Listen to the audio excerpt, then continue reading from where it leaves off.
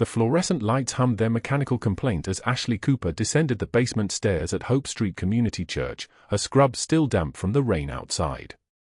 Monday morning. 7:45. The basement clinic smelled of old hymnals and pine sol, that particular combination of worship and chemical disinfectant that never quite mixed.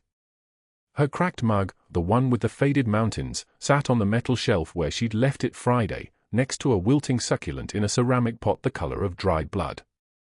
She wasn't surprised to find Dr. Pierce already there. He stood in the center of the small clinic, arms crossed, examining her sparse setup with the expression of a man inspecting a gas station bathroom. His tailored charcoal suit looked absurd in the basement's fluorescent glare, like he'd dressed for a board meeting and gotten lost on the way. The stethoscope around his neck was a prop, expensive, unused, there only to remind everyone in the room that he held credentials and she did not. "Good morning, Doctor," Ashley said, her voice level as a cardiac monitor between beats. She moved past him to the supply cabinet, her movements economical, nothing wasted. Every motion belonged exactly where it was. "I wanted to see how you've arranged things." Pierce's voice carried the texture of a man accustomed to obedience. "The board has questions about your clinic operations." Ashley didn't respond immediately. She began laying out her instruments with the precision of someone performing a ritual, gauze pads in descending sizes, syringes organized by gauge, alcohol prep pads in their sealed packets. Her left hand tremored slightly as she reached for a roll of sterile tape, but the moment her fingers made contact with the medical supplies, the tremor vanished entirely. Muscle memory. Her hands remembered things her voice was not permitted to speak. "We see about 30 patients per week," she said quietly. "Mostly untreated infections, lacerations, blood pressure monitoring for the uninsured." She didn't tell him that 3 of those patients had avoided amputations because she'd caught their wounds before sepsis set in. She didn't tell him that the homeless veteran sleeping in the parking lot 2 nights ago had come in with a fever of 104.2 and left breathing without wheezing. Telling him would have been asking for recognition, and asking implied she believed he had any to give. Pierce picked up one of her surgical trays, examining it like he was looking for dust. "Pastor Reynolds mentioned concerns about your licensure status." "I'm not practicing medicine," Ashley said, running her thumb over the edges of a trauma dressing, checking the seal. "I'm providing wound care and health monitoring for patients with no access to emergency services. The church board approved this arrangement 18 months ago." Pierce set the tray down with deliberate care. Board approval and proper credentialing are 2 different things. The door at the top of the basement stairs opened, and footsteps descended. Heavy. Confident. The gait of someone used to carrying weight, literal and otherwise. Ashley didn't look up from her inventory, but she recognized the rhythm of the footsteps. Marcus Webb. The grizzled veteran who came in every other Monday for blood pressure checks and to volunteer moving equipment he didn't actually have the medical clearance to move. He was 63, or maybe 73, his face had the weathered quality of someone who'd spent decades in sun that wasn't supposed to exist.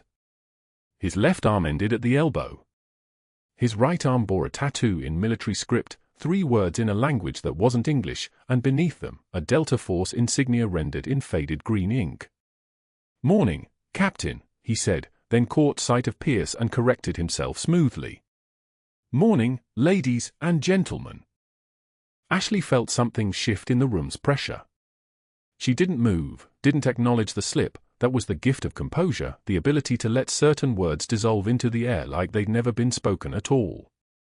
"I'm just checking on the clinic," Pierce said, his smile a thing with teeth but no warmth. "Ashley, wasn't it? Or do you have another name you prefer?" "Ashley's fine," she said. She was already pulling out the blood pressure cuff from its case, a manual aneroid gauge with a cloth bladder that had been donated by someone's grandmother's estate sale. "Mr. Webb, your usual station?" She didn't wait for his response. She was already moving toward the exam table, and Marcus followed with the obedience of someone who understood that in this small basement clinic lit by humming fluorescents, Ashley Cooper was the authority. Not because she'd claimed it. Because every movement she made demonstrated it. Pierce lingered, watching as Ashley began wrapping the cuff around Marcus's bicep. She positioned it at the level of his heart, her fingers finding the brachial artery with the kind of precision that suggested her hands had done this thousands of times. Tens of thousands. The cuff inflated smoothly, the pressure gauge climbing, and she watched his face while the air released in a slow, controlled hiss. 138/89, she said, already noting the numbers in the leather-bound logbook she kept in a locked drawer. Same as last week. That's stable. Did you take the medication I recommended? The blood pressure pills? Marcus shifted his weight. Yeah, I did. They made me lightheaded. For how long? 3 days. Then it stopped. Ashley was already preparing another cuff reading, her fingers moving through the steps without conscious thought. The second reading came in at 136/88. She nodded, a small acknowledgement that the medication was working, that his body was adapting. She made notes: medication compliance, secondary reading confirms therapeutic response, no adverse effects beyond initial adjustment period. Keep taking them, she said. Your pressure is trending in the right direction. You're going to feel better in another week. It was Marcus's turn to ask about one of the other volunteers' infected wounds, a young man named David who'd come in Friday evening with a laceration on his forearm that had gone septic. The wound was maybe 3 inches long, superficial, except it had been allowed to fester in the Denver winter for 4 days before Marcus had practically dragged him down the stairs. Ashley had cleaned it, debrided the necrotic tissue with swift precision, applied a topical antibiotic, and wrapped it with a pressure dressing that would keep the wound clean while allowing the tissue underneath to breathe and heal. Proper technique. Surgical technique. The kind of dressing you learned to apply when you were standing under mortar fire in a city with streets named after dates and dreams. Is David coming back? Marcus asked, and there was something in his voice now, something that suggested he was testing her attention, checking her investment in individual patients rather than general clinic operations. Wednesday morning, Ashley confirmed. He's going to need the dressing changed. If the inflammation hasn't reduced by 50%, we'll need to assess for deeper infection. She pulled out another sterile tray from her cabinet, and this time she moved with the kind of fluid precision that made even routine preparation look like choreography. Her hand shaped the pressure dressing with movement so exact they were almost mechanical, except that machines didn't move like this. Only people who had practiced the same procedure hundreds of times under conditions where mistakes meant people died. Muscle memory took over. She began demonstrating on a foam pad in the cabinet, showing the spiral wrap technique, the compression points, the angles that allowed for proper drainage without compromising the structural integrity of the healing tissue. Her fingers moved with the terrifying fluid precision of someone who'd done this in a field hospital lit by chemical light sticks, while rain hammered corrugated metal and the ventilator wheezed its mechanical rhythm in the corner. Marcus leaned forward. His breath caught. That's a Ticret special, he said quietly. His voice had the texture of a man identifying someone he thought he'd lost. Where did church nurse learn combat wrap technique? The question hung in the fluorescent-lit basement like a held breath. Pierce's head turned sharply toward her. The fluorescent lights hummed louder, or maybe that was just the way sound compressed in moments when everything important was about to change. Ashley's jaw clenched. For exactly 1 second, measured in the space of a heartbeat, a blood pressure spike, the electrical impulse crossing synapses, her composure almost fractured. Her hand steadied the moment she registered the emotion, the way they always did when her mind tried to betray her. She set the foam pad down. Her voice, when she spoke, was flat. Professional. A nurse correcting a misunderstanding. YouTube, she said. Combat medicine videos are all over YouTube. Any trauma nurse can learn the advanced wrapping techniques. Lots of people do, actually. She turned back to her supply cabinet, her movements resuming their economical rhythm. Hospitals use similar methods. Pierce was still staring at her. His eyes had narrowed into something calculating, something that suggested he was beginning to see something he didn't have a name for yet. Marcus studied her face for another moment, and something in his expression shifted. Recognition flickered behind his eyes like a light switch finally activating in a room that had been dark for years. He opened his mouth. closed it again. He'd served long enough to understand operational security, to recognize the weight of secrets kept. He simply nodded, once, and looked away. "Well," he said carefully, "whoever's teaching those videos knows their field medicine. Military-grade work right there." Ashley didn't respond. She was already preparing to take his blood pressure again, secondary reading, documentation, the routine that kept the world moving forward one small, measured action at a time. But something in the basement had changed. The air pressure was different now. The silence was the kind that came before something large shifted into position. Pierce remained in the doorway, watching, his expression darkening with the slow bloom of suspicion that he couldn't quite articulate. The basement clinic smelled like antiseptic and winter rain. Ashley had arrived at Hope Street Community Church at 6:13 a.m., 23 minutes before the doors unlocked, to prepare the medical station, bandages organized by size, for stands positioned, the trauma shears clipped to her lanyard exactly where they belonged. She'd been working for 3 years, 3 months, and 17 days. Nobody had ever questioned her efficiency until now. Dr. Pierce appeared in the doorway at 9:14 a.m. like a storm front moving in. Ashley was wrapping Mrs. Martinez's infected foot, a diabetic ulcer that had been festering for a week, the kind that didn't matter to insurance companies but mattered to women who cleaned office buildings on their feet. Mrs. Martinez's daughter stood watching, arms crossed, worry etched into the space between her eyebrows. Pierce didn't knock. He rarely did. His shoes clicked on the tile floor with the rhythm of intention, each step a small declaration of ownership. He was dressed in his Saturday casual cashmere sweater the color of old money, khakis with a pressed crease. His watch cost more than Ashley's monthly rent. He smiled at Mrs. Martinez the way politicians smile at donors. "Mrs. Martinez, I hope our little clinic helper hasn't been making any promises about actual medical care." Pierce's voice moved like honey poured over broken glass. "You understand, she's not a real nurse.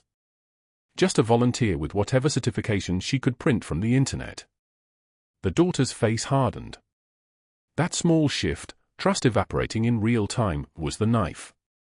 Ashley didn't look up. Her hands continued their work, steady as surgical steel, cleaning the necrotic tissue with practiced efficiency. Each movement was precise. Each movement was professional. Neither of those things mattered anymore. "I have credentials," Ashley said quietly. The words landed like stones into still water. "Do you though?" Pierce leaned against the counter, his posture deliberately casual. "Because Pastor Reynolds and I have been unable to verify anything. For all we know, Nurse Night Shift here learned everything from a TikTok video. The liability exposure is frankly staggering." Mrs. Martinez's daughter pulled her mother's foot away. "Maybe we should wait for a real doctor." Ashley finished the wrap anyway. 16 seconds to complete the dressing, her hands moving on muscle memory from a time and place she never discussed. She met Mrs. Martinez's eyes, not asking for permission, not begging for trust, just acknowledging the woman's fear with a slight nod that held no shame in it. "The infection will progress without treatment," Ashley said simply. "Your choice." Pierce's smile widened. He had her exactly where he wanted her, defensive, isolated, small. He left whistling something classical, something that probably had a name in Italian. The next morning, Ashley entered the volunteer break room at 12:33 p.m. carrying her lunch in a paper bag from the dollar store. For volunteers sat around the table drinking weak church coffee, laughing about something. The moment they saw her, the moment Ashley's silhouette appeared in the doorway, the laughter stopped like someone had cut the audio. They gathered their things in coordinated silence, cups, phones, car keys, a synchronized evacuation that took less than 8 seconds. One woman, Diane, whispered loudly enough to be heard, "I'm not getting sued because she killed someone." The door swung shut. Ashley stood alone in the break room. The fluorescent lights buzzed overhead in that particular frequency that never quite felt like silence. She opened her sandwich, turkey and mustard, made at 6 a.m., and took a bite. The bread was already stale. She worked her jaw mechanically, chewing without tasting anything, her face a blank surface. Only when the second door closed, only when she was certain she was truly alone, did her hand tremble slightly as she set down the sandwich.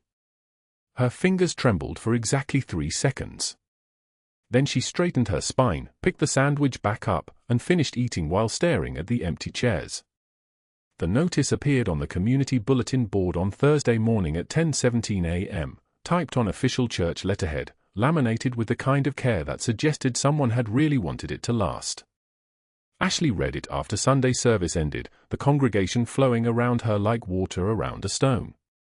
Notice to clinic patients: Ashley Cooper is practicing medicine without proper licensure or supervision. The church board has been notified of her overstepping boundaries and unauthorized treatment protocols. The Denver Health Department has been consulted regarding compliance concerns. Congregants are advised to seek care at licensed medical facilities. It was signed by both Dr. Pierce and Pastor Reynolds, their names underlined in red ink.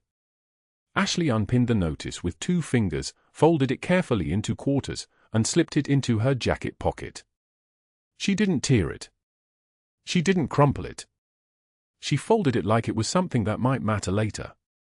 Then she returned to the basement clinic where a homeless veteran with a cough waited on the examination table, and she treated him the same way she treated everyone, like his life was worth her attention, worth her skill, worth the time she'd invested learning to keep people breathing when the world tried to stop them. That was Wednesday morning when everything changed. The sound came from upstairs, a heavy thud, the kind of impact that travels through concrete and drywall and into the bones of people who've heard similar sounds on foreign soil. Ashley heard it from the basement while she was restocking supplies, and something in her nervous system recognized the signature. She took the stairs 2 at a time. The chapel was chaos wrapped in confusion. The grizzled veteran, Marcus Webb, Colonel Marcus Webb, though she'd only ever known him as Marcus, was on his back on the tile floor, his lips already taking on a bluish cast. His breathing sounded like air escaping through a torn balloon. There was blood. A lot of blood.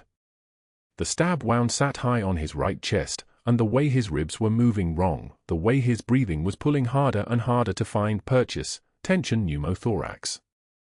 Pierce stood frozen against the wall, his face draining of color. Someone was screaming.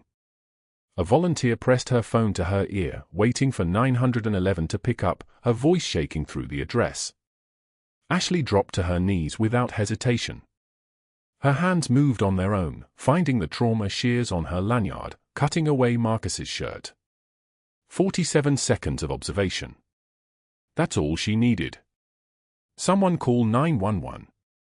Now, she said. Her voice had changed. It was no longer small. It was no longer asking. It was command.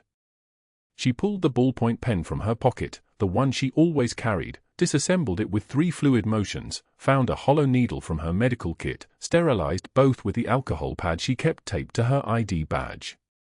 Pierce's voice surfaced somewhere in the background, something about authorization, something about protocol. Ashley ignored him the way you ignore background noise. She counted ribs. Second intercostal space, mid-clavicular line. Her fingers found the exact location and she drove the needle home, found the air pocket immediately beneath the pleural space. The hiss of air escaping was like the sound of a tire deflating, and it happened precisely at 12:31 p.m., a fact that would matter later. Marcus's breathing eased. The blue receded from his lips. His oxygen saturation would be climbing now, his heart rate dropping from the panicked 147 she'd observed to something closer to sustainable. Respiratory rate improving, she called out. 12 per minute. Pulse 110. BP holding at 92/58. The ambulance arrived 7 minutes later. The paramedics, both of them, both hardened men in their 50s, stepped into the chapel and saw what Ashley had constructed from a pen casing and a needle. One of them, the senior medic with the weathered face and the scrollwork tattoos that probably meant something in a language Ashley understood, leaned down to examine the placement. "That's combat medicine," he said quietly. "That's perfect placement." "Who taught you this?" "I did," Ashley said. The paramedics loaded Marcus onto the stretcher with the efficiency of men who'd seen this before. As they wheeled him toward the ambulance, his eyes found Ashley's across the distance. She watched his face shift through something, confusion, then recognition, then a kind of dawning realization that rewrote everything he thought he knew about the church's basement clinic. His lips moved. 2 words. His voice barely a whisper, Mercer 6. Ashley didn't respond. She'd already turned away, already kneeling to gather her scattered supplies, her hands perfectly steady now, her breathing perfectly even, her face still showing nothing at all. But something had fractured. Something that had been sealed for 17 years, since Tikrit, since the medevac helicopter, since everything stopped being theoretical and started being written into her bones. Pierce stood against the chapel wall, his expensive sweater suddenly too warm, his face the color of old wax. He'd been about to say something, about to lodge a complaint, about to reach for his phone. His hands had started moving toward his pockets. But now he was silent. Now he was watching a woman he dismissed as a volunteer kneel among blood and medical equipment, moving with an economy of motion that belonged to a completely different category of human being. The chapel erupted in chaos at 10:27 a.m. on Wednesday morning. Ashley was 3 floors below in the basement, organizing supply carts during the weekly volunteer coordination meeting when she heard it, not a shout, but the specific sound of someone's lungs refusing to work. A wet, gasping rattle that cut through the hymnal music still playing on the sanctuary speakers. She knew that sound. She'd heard it in Tikrit when shrapnel found the soft tissue between ribs. Her body moved before her mind caught up. The supply cart clattered against the wall as she abandoned it, her emergency kit already in her hands, muscle memory from a life she wasn't supposed to have anymore. The basement stairs blurred beneath her feet. 1 flight. 2 flights. The chapel doors burst open and she saw him immediately, the Delta Force veteran, Marcus Webb, the same man who'd recognized her pressure dressing 3 days ago, now collapsed on his knees near the 3rd pew with blood pooling dark and terrible on the sanctuary floor. A knife wound. Sucking chest wound. The kind that meant his right lung was collapsing as air entered the pleural space with every struggling breath. Dr. Pierce stood 15 feet away, his face the color of old church plaster, his mouth opening and closing like a fish pulled from water. His hands hung useless at his sides. The other volunteers had scattered to the corners of the chapel, useless, frozen, praying to a God who couldn't help with what came next. Ashley dropped beside the veteran without hesitation. Colonel Webb. Can you hear me? Her voice came out flat, authoritative, the voice of someone who'd given orders in operating theaters where decisions took 2 seconds or people died. The deferential nurse from the basement clinic had vanished completely. Don't move. I need you to stay still. Webb's eyes locked onto hers and something passed between them, a recognition that went deeper than words. Recognition of someone who knew exactly what she was doing. His breathing was rapid, shallow, panicked. Oxygen saturation probably in the low 80s by now. The sucking sound continued with each inhalation, air whistling through the stab wound like wind through a broken window. The chapel smelled of old wood and hymnal dust and now copper blood, thick and metallic on her tongue when she bit the inside of her cheek to focus. She ran her hands across his ribs, finding the entry wound on the right anterior chest wall, 5th intercostal space, maybe 6 centimeters from the midline. Her fingers knew exactly what they were touching. Pneumothorax. The lung had collapsed. Webb was drowning in his own body's response to trauma. I need a ballpoint pen and a needle. Now. She didn't look up. The command hung in the chapel air like a physical thing, and a volunteer, a young, terrified, with shaking hands, thrust both items at her. The kind of small acts that happened when someone who knew what they were doing gave an order without doubt. Ashley's hands moved with the terrifying precision of someone who had performed this exact procedure while mortars fell and her uniform was soaked in blood that wasn't hers. She uncapped the ballpoint pen, extracted the plastic tube from the barrel, positioned the hollow needle at the 2mm opening. Pierce's breathing had stopped somewhere in the background. He wasn't moving. He was just watching. Colonel, this is going to help. I'm going to release the pressure that's collapsing your lung. She didn't ask permission. She didn't wait. She positioned the needle at the second intercostal space, mid-clavicular line, the exact anatomical landmark where pressure was highest, where the tension would release like a valve opening. Her other hand was steady as surgical steel as she drove the needle through skin and muscle tissue into the pleural space. The hiss of air escaping was immediate and unmistakable. A sound like pressure equalizing, like breath returning to something that had been drowning. Webb gasped, a real breath this time, deeper, his body's response to sudden survival.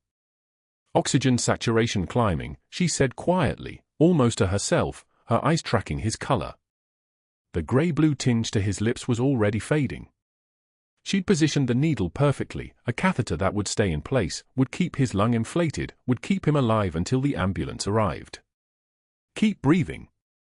Slow and steady. That's right. From somewhere behind her, Dr. Pierce made a sound, not words, just a strangled noise that came from a man watching his understanding of reality collapse like Webb's lung had moments before. Ashley turned to the nearest volunteer. Call 911. Tell them we have a penetrating thoracic trauma, tension pneumothorax, needle decompression already performed. They need paramedic response with a trauma surgeon on standby.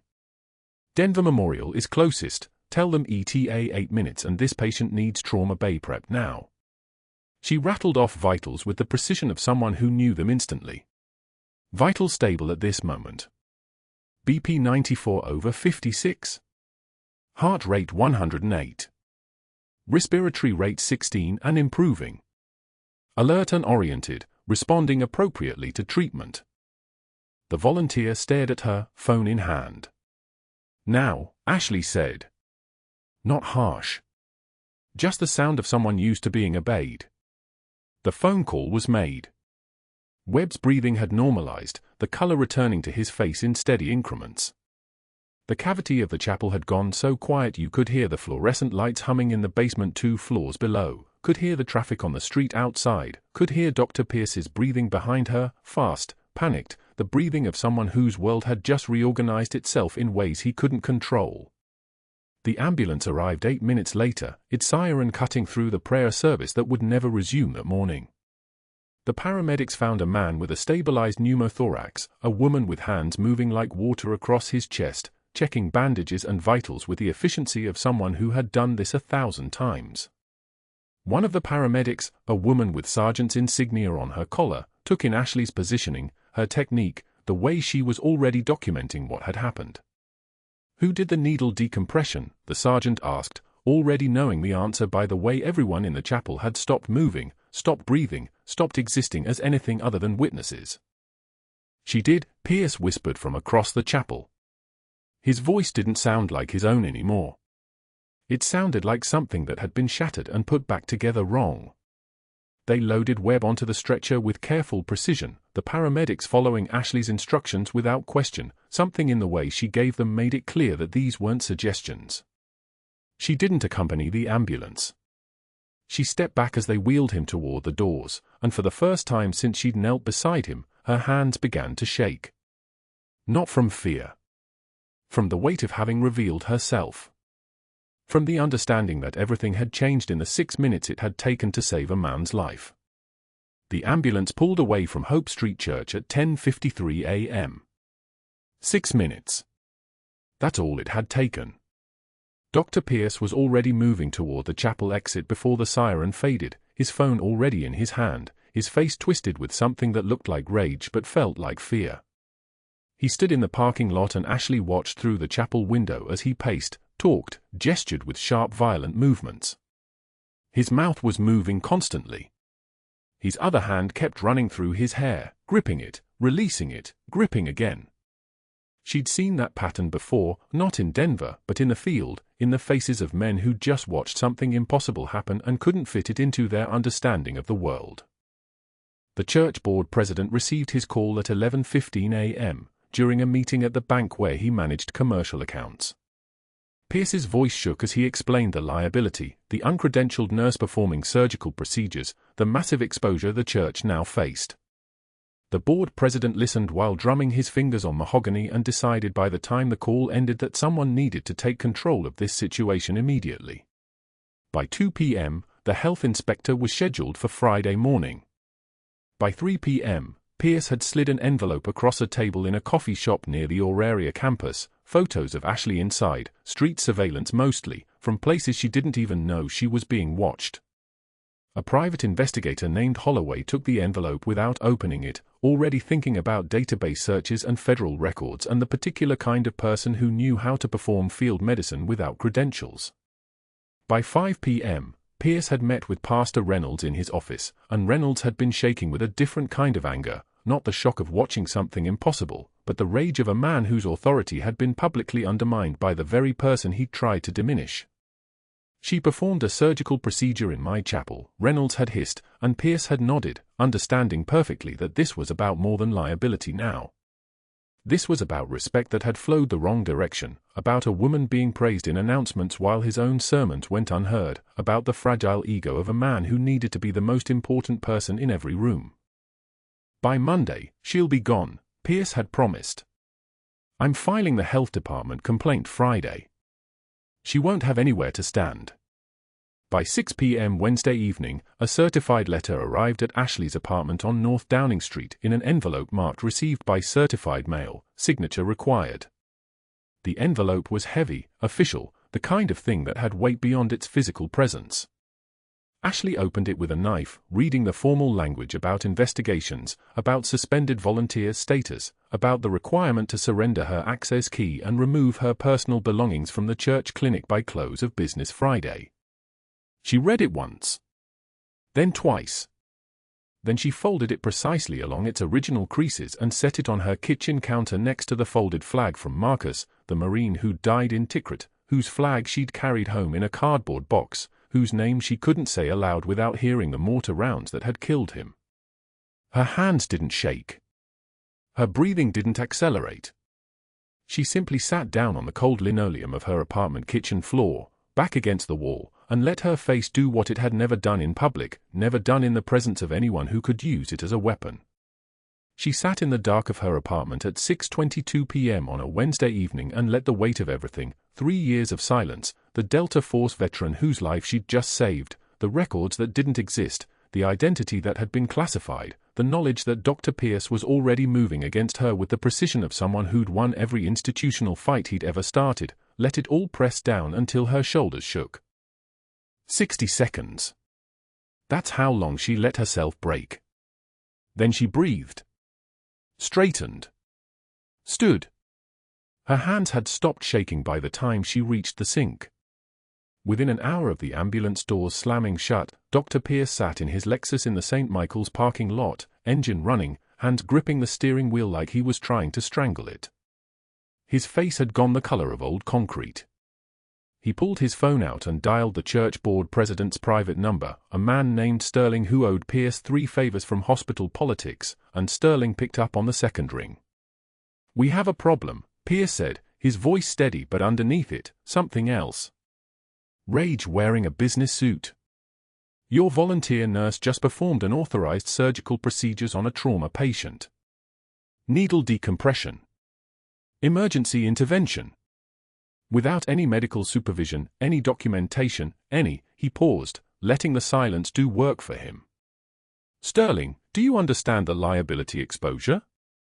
If that patient dies, the church is looking at negligence lawsuits. If he lives, someone's going to ask questions about who taught her combat medicine techniques." Sterling's voice came back small and uncertain. "I didn't know she." "Of course you didn't," Pierce cut him in. "That's the problem. You have no idea who this woman actually is or what she's qualified to do. Neither does your pastor. She's been operating in your basement like she's running a combat hospital, and nobody stopped her." Pierce let another silence settle. "I'd call an emergency board meeting. Tonight. Before this becomes public." He hung up and immediately scrolled to his contacts. The city health inspector. A woman named Reeves who took his calls because Pierce had connections to the hospital licensing board and Reeves understood how those relationships worked. He dialed her number and when she answered, he didn't waste time on pleasantries. "I need to file a formal complaint about unlicensed medical practice in Denver," Pierce said. Hope Street Community Church, Basement Clinic. A nurse named Ashley Cooper has been performing advanced medical procedures, suturing, for placement, emergency interventions, without proper licensure or physician oversight. I have documentation of her activities. Her background is suspicious. She won't provide credentials. And frankly, I think you should investigate whether she's using a false identity. Reeves' tone shifted immediately, became official, became interested. Can you send me details? By morning, Pierce said. I'm gathering documentation now. But I'd suggest you move fast on this. She's gotten bolder. Today she performed a needle decompression with improvised equipment on a trauma patient. That's not nursing. That's practicing medicine without a license. After Reeves, Pierce made the third call. To a private investigator named Holloway who had done work for the hospital before, background checks, employee vetting, the kind of man who could dig through public records and make connections that shouldn't exist. Pierce had used him twice. Holloway answered like he'd been waiting for the call. I need background on someone, Pierce said. Comprehensive. Everything. Real name verification, employment history, financial records, any gaps in her official timeline. Ashley Cooper works as a volunteer nurse at Hope Street Church in Denver. I need to know who she really is and where she got her medical training, because she's operating far beyond her supposed credentials and I need ammunition before this becomes a public relations disaster. Timeline. Holloway asked. I need it by Monday morning, Pierce said. And Holloway, this is sensitive. If there's anything that doesn't add up, if there are gaps, if her story has holes, I want to know immediately. This woman is dangerous. She's hiding something. Pierce ended the call and sat in his car as the sun dropped below the Denver skyline, casting the parking lot in shades of orange and gray. He could feel it already, the momentum shifting. By the time anyone tried to paint her as a hero for saving that veteran's life, he would have already painted her as a fraud. An imposter. A woman with something to hide. The rain started sometime after midnight. By Sunday morning, the church board had received the emergency notification. By Sunday afternoon, they had met. By Monday morning, the decision had been made and formalized. Pierce personally ensured that every record of Ashley's volunteer work was erased from the church's system, for years of service notes, patient logs, volunteer hour documentation, commendation letters from Pastor Reynolds himself dating back to 2020 when he'd still been grateful for free medical coverage for the uninsured. All of it deleted. Digital records wiped. Physical files shredded. It was as if she had never existed in that basement at all. The certified letter arrived at her apartment on a Monday morning. Official church letterhead. Effective immediately, Ashley Cooper was banned from Hope Street Community Church property. Trespassing charges would be pursued. All volunteer privileges revoked. No reason given beyond safety concerns and unauthorized medical practice. She read it standing in her kitchen in scrubs she'd changed out of at 6 a.m., before her shift at the temp agency. Her hands didn't shake. Her jaw didn't clench. She folded the letter into thirds and set it on the counter and made coffee like it was any other day. Like her life hadn't just contracted to something smaller. Something quieter. But then she went to the church anyway. She couldn't help it. She went Monday evening when the rain was starting again, and she found Pastor Reynolds standing in the doorway, his face doing something complicated when he saw her. There was a security volunteer behind him. A man named David who'd always been kind to her, who'd helped her carry supplies down the basement stairs, and now David wouldn't meet her eyes. You're trespassing, Reynolds said. His voice had the tone of a man delivering lines he'd been given. All records of your volunteer work have been removed from our system. You need to leave. Ashley stood in the rain and waited. Reynolds disappeared inside the church and came back carrying a cardboard box. Her cardboard box. The one she'd left in her desk drawer for years ago because the church had drawers and she'd had nowhere else to put things that mattered. He handed it through the doorway like it was garbage. Inside was the cracked mug with a chip on the handle that she used for coffee during her shifts. Inside was the wilting succulent she'd never remembered to water. The leaves had turned brown at the edges, papery and fragile. Inside was the framed photograph of her Tikrit Med unit. She recognized every face. She'd been photographed with them on what turned out to be the last day 3 of them were alive. Half the faces had been crossed out in her memory, the kind of crossing out that happens when you survive and others don't, when you carry that survival like a weight that never gets lighter. The ink of the pen she'd used was faded now, from where she'd tried to obliterate the faces she couldn't save. Ashley took the box without a word. The cardboard was already soft from the rain. Water was soaking through the bottom. She turned and walked away from Hope Street Church and didn't look back, because if she looked back, something might break, and she'd spent for years making sure nothing was left inside her that could break. That night, she stood at a bus stop 3 blocks from her apartment. The rain had worsened into something biblical, the kind of rain that sounds like static on the world. Her cardboard box was falling apart. The photo inside was getting soaked. The ink on the faces she'd crossed out was running, bleeding into each other, making new shapes. She didn't open it again. She just stood there with the weight of it in her lap, watching buses pass without stopping, watching the city move around her like she was a stone in a river. Inside her jacket, pressed against her ribs where her heart was doing its job without permission, was the folded flag. The one she'd kept. The one from Marcus before he became one of the crossed-out faces. She could feel the crease of it through the fabric. Cold. Ceremonial. The only proof that any of it had been real. A bus drove past, too full to stop, and the water thrown up from its wheels soaked her from the waist down. She didn't flinch. The rain hid her face and the rain hid her hands, and the rain was doing her a favor, she thought, by making it impossible for anyone to see what was happening underneath. At Denver VA Hospital, on the 3rd floor, a man named Khalil was waking up from surgery. His left leg was wrapped in fresh bandages. His mind was coming back online slowly, the way it does after anesthesia, and the first thing he remembered was the woman's face. The precision of her hands.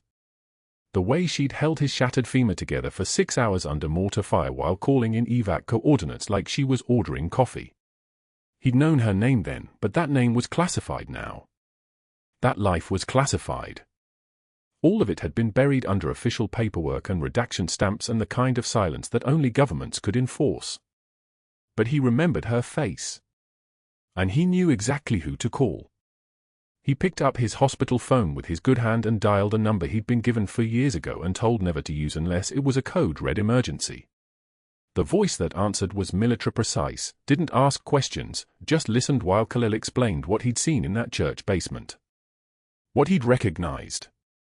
What Dr. Pierce had done to a woman who'd saved his life. "I found Mercer 6, Khalil said quietly. "And you need to see what they did to her." The silence on the other end of the phone lasted exactly 3 seconds. Then, "We're on our way." The rain hammered the parking lot like accusations. Ashley stood at the bus stop on Monday night, a cardboard box balanced on her lap, watching the drops streak down in the amber glow of the streetlight. Inside the box, a cracked mug from the clinic's break room, a succulent with wilting leaves, a photograph of her Tikrit Med unit. Half the faces were crossed out in black marker. Not by her. By memory. By loss.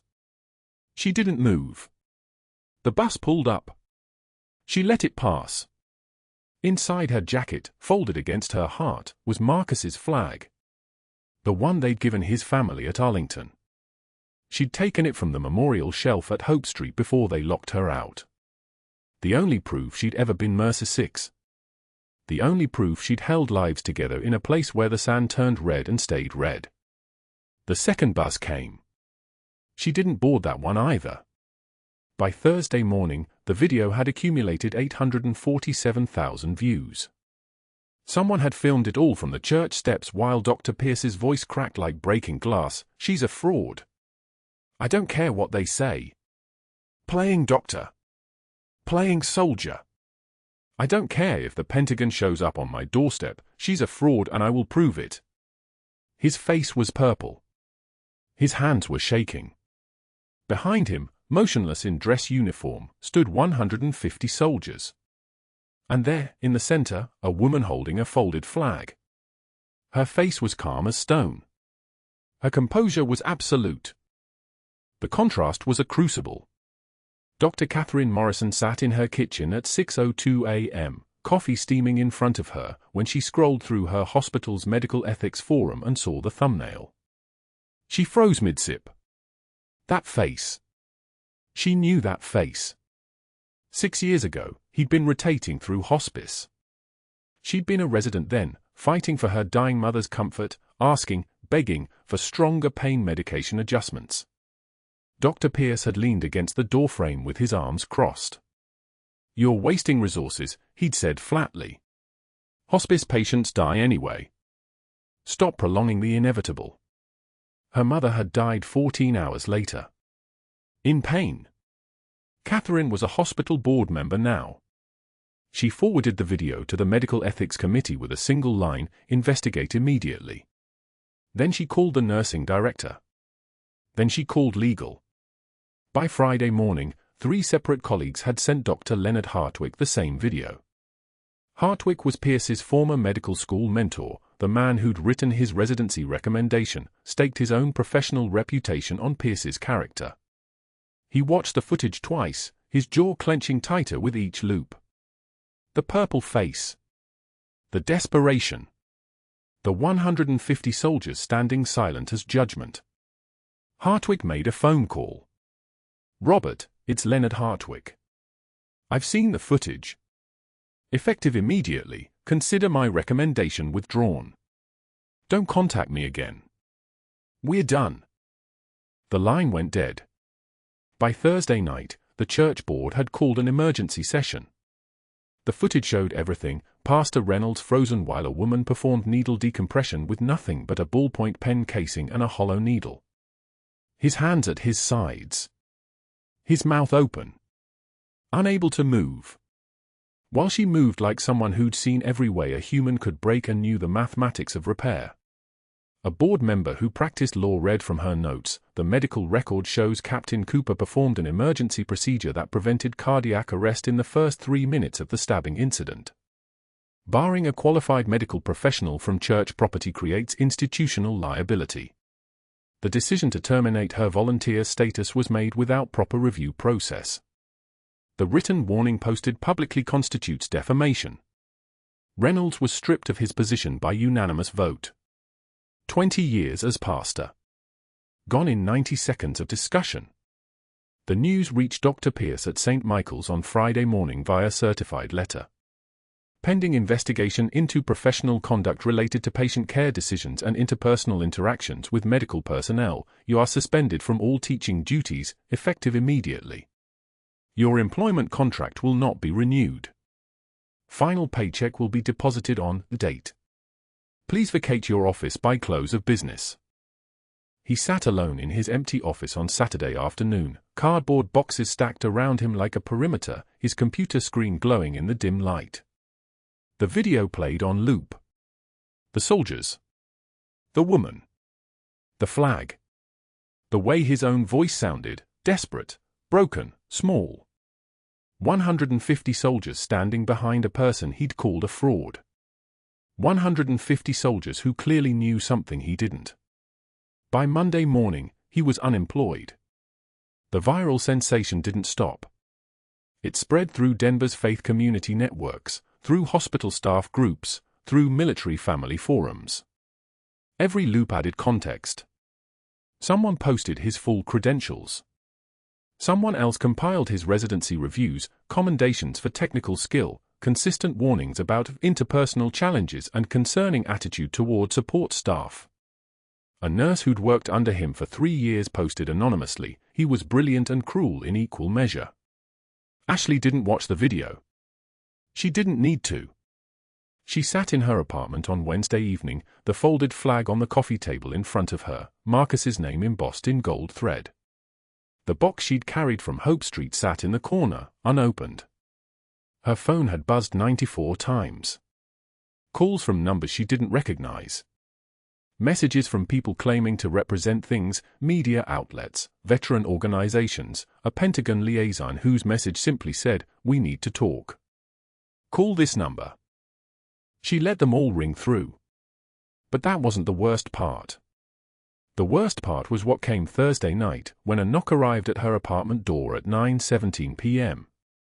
Not a knock. A series of them. Formal. Military. Urgent. She opened it to find a captain in navy dress blues, female, saluting. Captain Cooper?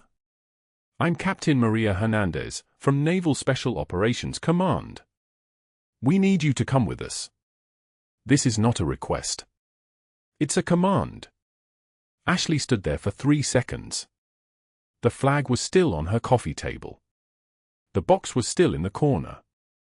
Her civilian clothes hung in the closet like relics from a previous life. She reached for her jacket. Give me 5 minutes, she said, her voice dropping an octave, that familiar tone that had been dormant for 4 years, the one that came from somewhere deeper than survival. The one that came from purpose. By Saturday morning, the news cycle had pivoted. The story was no longer about a pastor's moral collapse or a doctor's professional sabotage. It was about a classified military program. Operation Nightfall. A woman named Mercer Six who'd been extracted from public records in 2011. A combat surgical nurse who'd held together an entire Delta Force unit when their medic was killed. Whose hands had worked for 6 hours straight under mortar fire in Tikrit. Who'd saved not one person but 17 in a single deployment. The Pentagon released a statement, Captain Ashley Cooper served with distinction. All details remain classified. Dr. Pierce saw the statement on his phone while sitting in his new apartment, a one-bedroom in North Denver, the lease signed for minimum wage and hope. He watched the classified notification appear on every news outlet. He watched his own face in the viral footage appear next to the words professional misconduct and ethics violation. He called human resources at St. Michael's. Is there any possibility of? They hung up. He applied to be a substitute teacher. No callbacks. He applied to a community college to teach CPR certification courses. They hired him within 24 hours, minimum wage, evening shifts, teaching dummies in empty classrooms. The first time he set up the mannequins on Monday night, his hands were shaking so badly he dropped them twice. 6 months later, in the window of that same community college, if someone had been walking past at exactly 2:33 p.m. on a Thursday, they would have seen a man in middle age setting up plastic torsos for the evening CPR class. They would have seen a woman in navy dress blues walk past the window. They would have seen his face crumble when he recognized her. She didn't slow down. Didn't acknowledge him. Didn't break stride. She was on her way to the dedication ceremony. Denver Veterans Hospital had opened its new wing 3 hours earlier. The bronze plaque read, the Captain Ashley Cooper Trauma Center, in honor of service. Below that, a single line, the ones who have seen the worst often give the most. She'd chosen the words herself. Inside her office on the 3rd floor, the folded flag from Marcus's funeral hung in a glass case. Beneath it, his name. His rank. The dates of his service. The date of his death. At the bottom, in small print, held by Captain Ashley Cooper, Tikrit, 2009. Never forgotten. Through her window, she could see 150 soldiers gathered on the lawn in formation. The Delta Force colonel saluted as she passed. Khalil, the interpreter she'd saved, walked with a cane toward a podium, his family beside him. The general who'd authorized her restoration to active duty stood with her at the window. You did good, he said quietly. You came home. That's all that matters. Ashley thought of the basement clinic at Hope Street. She thought of the cardboard box in the rain. She thought of the years of silence, the careful smallness, the constant calculation of how little she could be. She thought of Marcus's face when she'd told him his leg would heal. She thought of the flag. I'm ready, she said. The general nodded and walked away. Later that evening, after the ceremony, after the photographs and the speeches and the standing ovation that lasted for minutes and 32 seconds, a young combat medic knocked on her office door. Fresh from deployment. Trembling hands. Hollow eyes. the particular look of someone who'd held too many dying things. "They said you might understand," the medic whispered. Ashley gestured to the chair. Her face was kind but controlled. "Sit down. You're safe here. Tell me everything." The medic Saturday. Outside, Denver's lights began to glow as the sun dropped behind the mountains. The 150 soldiers on the lawn walked back to their vehicles. The general made a phone call. Somewhere in North Denver, in a one-bedroom apartment, Dr. Pierce sat alone watching a news broadcast about the dedication ceremony. His reflection stared back at him from the darkened television screen. He barely recognized himself. Ashley listened to the medic for 3 hours. When they left, they walked straighter. When they returned the next day, they brought 2 more medics. And the next week, for more. By month 3, she'd established a combat trauma support program that would eventually serve 3,847 returning service members. The basement clinic at Hope Street was closed now. Pastor Reynolds had been replaced. Dr. Pierce's teaching position at the community college would end within the year. The college, after reviewing his background, quietly discontinued the CPR program and reassigned him to data entry. Alone in a basement office. Ashley Cooper, Captain, USN, Director of Combat Trauma Services, wore her navy dress blues every Thursday. She never took them off at work. She never hid who she was again. The flag hung on her wall. The photograph from Tikrit, professionally restored now, sat on her desk. Half the faces were still gone. But the other half were alive because her hands had been steady. Because she'd known what to do. Because she'd refused to stay small. On her 6th month in the position, a reporter asked her why she'd stayed silent for so long. "Because nobody asked," Ashley said simply. "And when I was finally ready to answer, it wasn't about being brave. It was about being necessary. There's a difference." The interview aired nationally. The next week, she received 4,847 applications from nurses, medics, and combat personnel requesting to volunteer with her program. She hired 42 of them by the end of the month. If you're watching this and you've ever been underestimated by someone who didn't know your value, someone who mistook your composure for weakness, your silence for submission, I want you to know something: the ones who've seen the worst often give the most. Subscribe for more stories about the quiet heroes walking among us. And in the comments, tell me, have you ever been devastated to discover someone you trusted was wrong about you? Let's talk about it.